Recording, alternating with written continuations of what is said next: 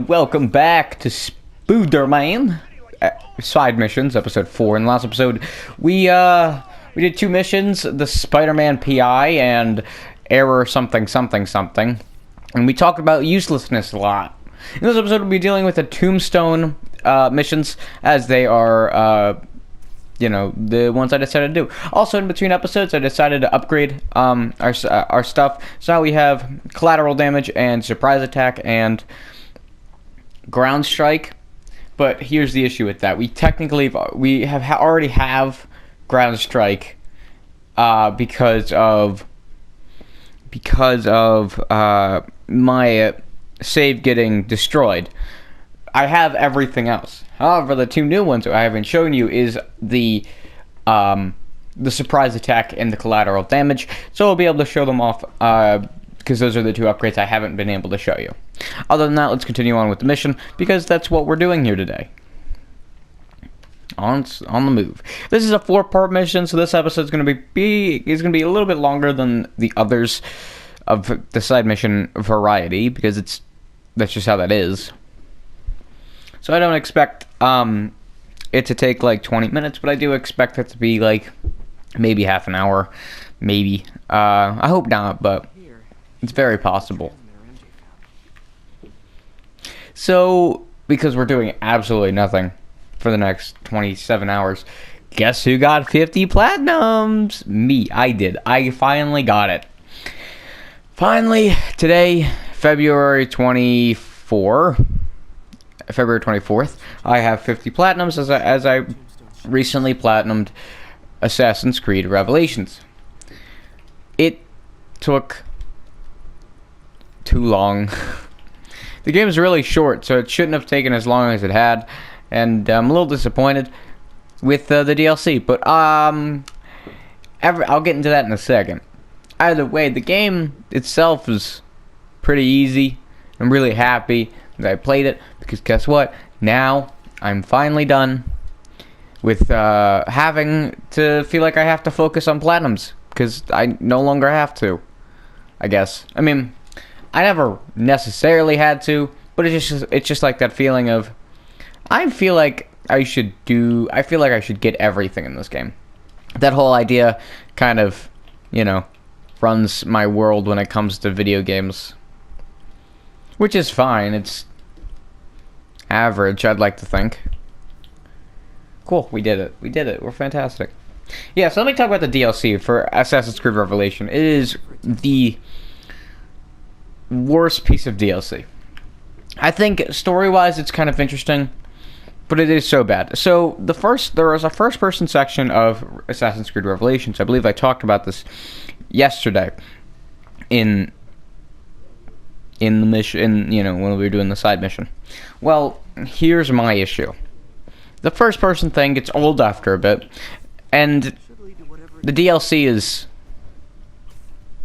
3 hours long while trying to get everything. It isn't fun. And even in the main game, it lost its taste after a bit, and it wasn't all that fun. And this was just playing it normally.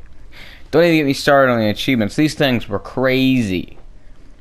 Not only is the first person aspect of it make it a lot harder to just kind of move around and do your thing, it also makes the gameplay go to a crawl, which means trying to get achievements like beating everything and getting every collectible in these areas, and also doing it while not dying in certain areas, makes it really difficult.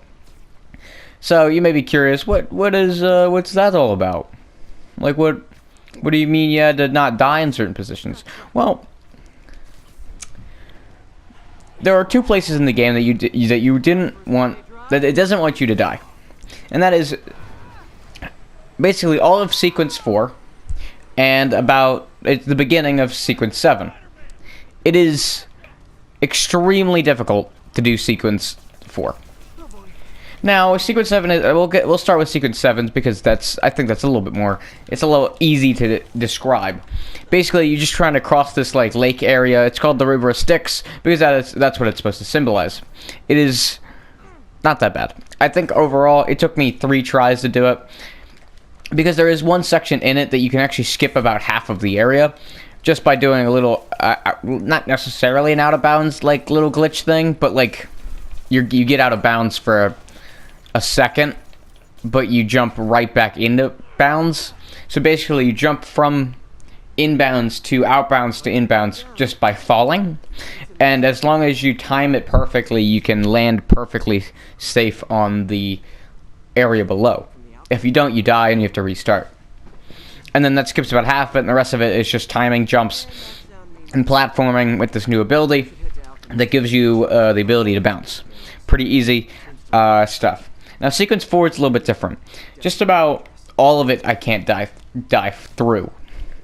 Basically, the whole point of it is to not die during an area that is known as the Animus in this section. If you know Assassin's Creed lore, the Animus is the thing that allows Desmond or any other character you play as to actually to get into the whole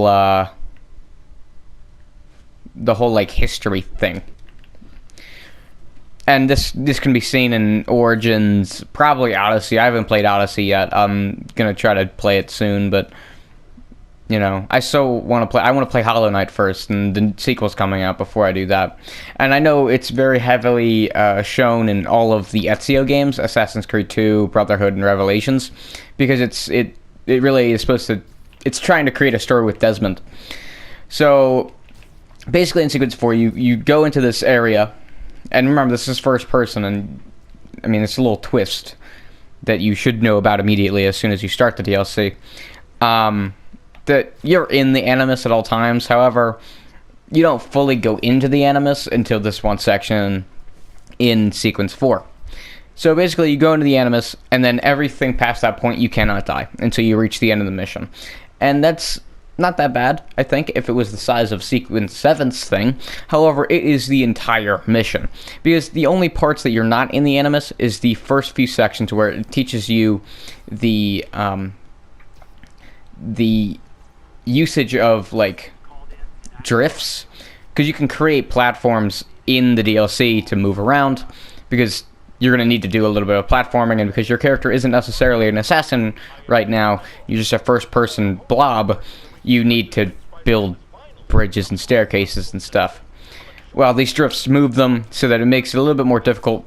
So, yeah. So it teaches you that, and then you get immediately put into the Animus, and you have to deal with that with this new technique that you've never learned before, and you have to not die. It's pretty fun. So it took me, no joke, 2 hours to do it, because actually it didn't take me 2 hours. It's more like an hour and a half. But it was very annoying. I ended up punching my chair once or twice. Basically, once you get into the Animus, you have to do everything perfectly until the end of the mission. I mean, I said this before, but I don't think you quite understand. So the whole mission is about 10 minutes long, and about 2 of those minutes can be chalked up to the first like pre-Animus section. So it's not too bad. It's 8 minutes of a single thing where you can't die, and it's more of actually 7 minutes because you don't actually have to play through the entire mission. You just have to play through the majority of it, so that you can get through it. So you have 7 minutes without dying. You start out with another kind of tutorial little section where it teaches you how to use the rapids. I'll just call them the rapids because it works the same. So you have to learn how to use the rapids to your advantage while you're dodging through lasers, and this is fairly easy. As long as you know the exact route that you should go, you can do it perfectly fine. Then you get to the section where you have this big room and a block. And your whole objective is to get that block out from this hole that it's in and move it to the ceiling to where you do nothing with it. So that's not that bad. You have to go into a room that's on the side area, and you just check all that stuff out. Then you go through another rapids area where you have to use the rapids to move through this huge laser wall. And then the lasers start moving back and forth, and then you have to do it with dodging lasers that move back and forth, or lasers that blink on and off. Fairly difficult, especially because the rapids are very quick and they change when they're right next to each other. So there's that. Then, and this really sucks, then you have to take the lasers, and I think it's this section first, or it might be a different section. I'll describe both sections because I know what they both are, but I'm not sure in what order they're in. So I'm pretty sure it's this order, where you have to take your platforms and block lasers with them. However, there are rapids connected to these lasers. So if you try to block this laser for too long, then your platform moves and then you get hit by the laser. This happens a few times, and you have to do it without getting hit by that laser because you die. Pretty fun, I would say.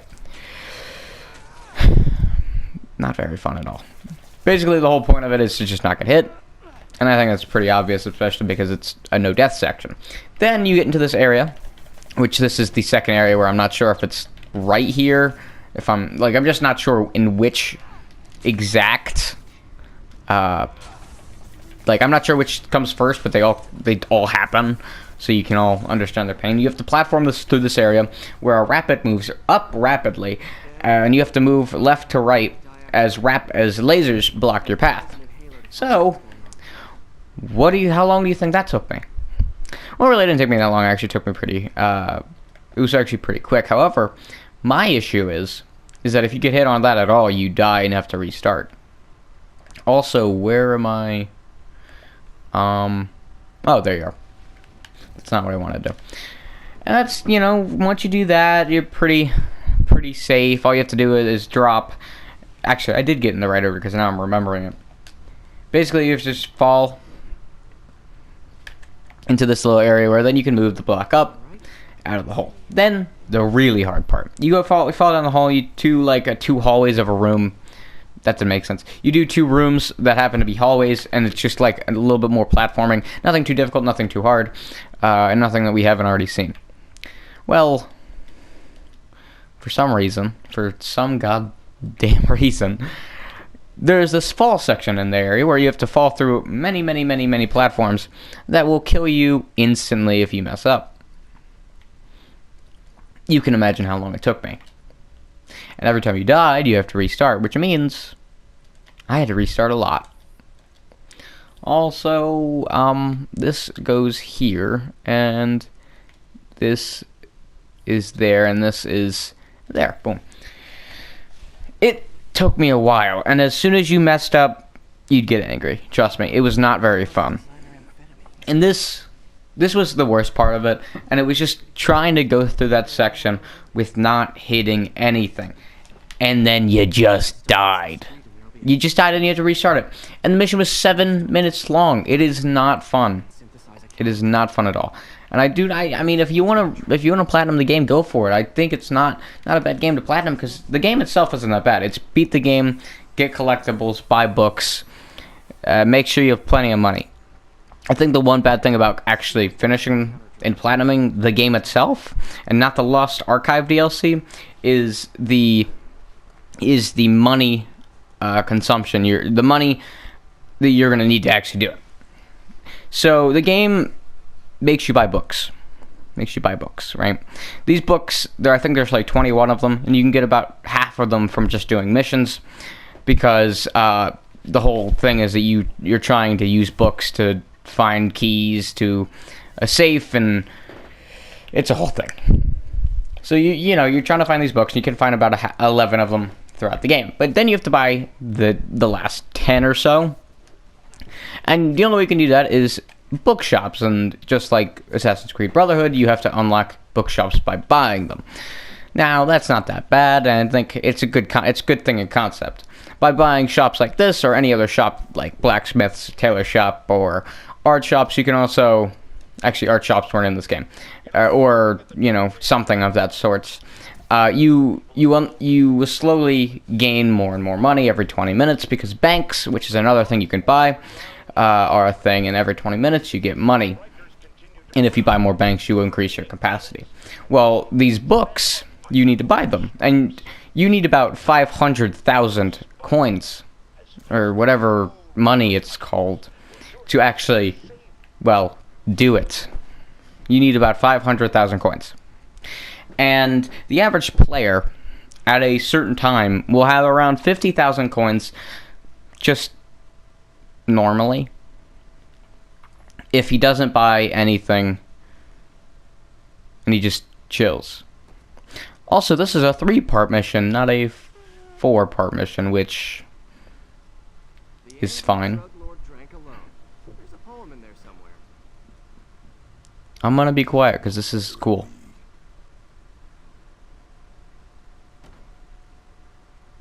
Never was the literary type. So welcome to Tombstone. I'm gonna get back to the whole Assassin's Creed Revelations thing in a second. This is Tombstone. He's fun. He is definitely a fight. So he can't be hurt by normal means. His armor makes him impossible to hit. And we created a counter drug last mission, you know, the one that I talked all over, that makes it so that he isn't that anymore. So basically we're gonna have to beat him up until it says, oh, stab him with a counter drug. And you have to keep doing this until it actually lets you, and then you can actually beat him up.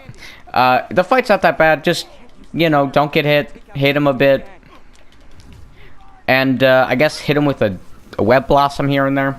Also, like, about a third of his goons will be coked up on the things that he is, which means he's gonna have a harder. It means they're gonna have a harder time getting defeated, and your best bet is to just web them. I didn't talk about this before. That's why they were white, and that's why that whole cutscene happened earlier. If you see that happen, just make sure that you web them. That's the easiest way to defeat them, just because you can't really hurt them by ordinary means. So yeah, back to what I was saying about Assassin's Creed Revelations. The game itself is pretty easy. However, these books cost too much money. You have 500,000 coins to get them on. The average player has about 500 coins. Now, these coins don't come very often, and your main way of making money in this game is the banks, or doing story missions that give you just about 3,000 coins. It is not at all very effective, and you will not at all have any way of getting 500,000 coins by the end of the game, unless you buy nothing, never have to heal, and never experience anything that drains any of your items ever. It is impossible to end the game with 500,000 coins just because you have that. That is just literally impossible in this game. And that's not that fun. So I ended up having to wait legitimately 6 hours for these banks to charge up 500,000 coins so that I could actually buy all the books. However, I actually bought the majority of the books as I went through the game. So I actually only needed about 300,000 coins in the end, because there are 2 stores where you can buy them, and they're in 2 different cities. One of the cities allows you to get a 10% Assassin's discount, which, you know, is great, because that means I don't have to pay as much money. It's really not all that much, and because the discount's basically just average, and it's not actually anything that you have to unlock. It is just, you know, still not that much money. It's still like the whole $200,000, but yeah. Either way, I bought the majority of the normal books throughout the game, and I didn't have to worry about them. The other books I had to worry about were in a city of Capolago or something like that, which is a city in the game that you go to in sequence 7 to do some certain things in it. And in that city, it's very Templar based. So you go over there, and books, there are 4 books you can buy there. Each one's more expensive than the last, and the most expensive one is $100,000. That's not very fun at all. Yeah. So I ended up staying in a hay bale for legitimately 6 hours just to buy $300,000 worth of books that actually do nothing other than give me the achievement. Yeah, it was an incredible waste of time, and I really do wish that wasn't in the game. And even out of all the collectibles that I could have gotten, that's the worst. Because the other collectible that I wanted me to get was a collectible.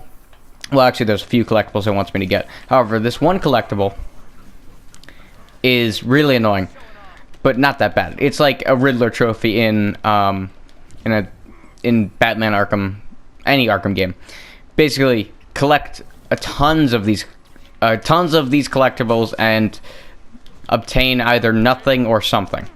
Well, in this game, you obtain nothing for collecting 100 collectibles known as Animus Data Mines. They're spread all around the game. 89 of them in the normal city and 11 of them in the secondary city that is Templar based. So that's fun. They're not all that bad. Once you collect about 50 of them, the other 50 show up on the map, so it's not all that bad. But no money is needed to do it, which means that it's so much easier and so much better than the books, because then, rather than having to make the player wait to actually get the achievement, he rewards exploration and makes it better for them.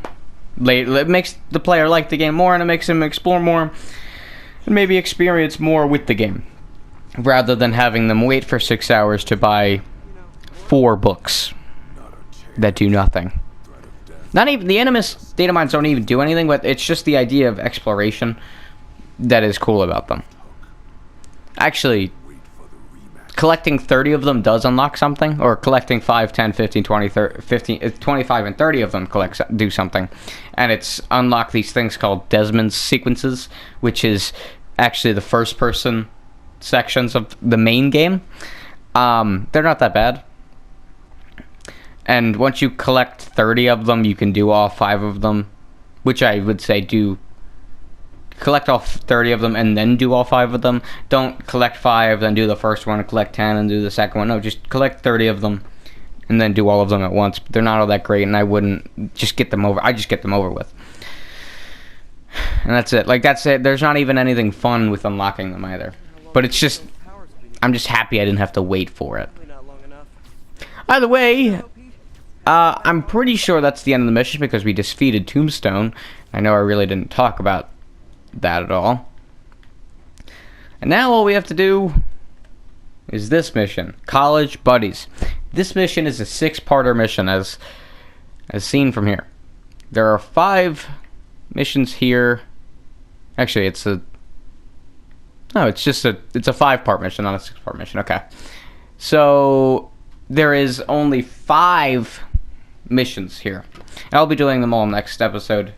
And they're not that long. We'll get more into that later. It's been big fun time. If I did it while the game was going on, it'd make more sense, but I'll explain that more when we get actually in the game. Let me buy another skill. See, we're gonna be leveled out in no time. I didn't miss anything when it comes to leveling up. It's just that it sucks that I have to redo it. What I'm more worried about is like these gadgets and the suits, but I'll end up showing you the suits in an episode, probably right after I finish the DLCs. So, I mean, I'm not too worried about that. Either way, I hope you guys enjoyed. In the next episode, we will be doing College Buddies, and it'll be the last of the side missions, which means we can start, finally, on the DLC, starting with the heist. Either way, hope you guys enjoyed. I'll see you guys next time. Peace.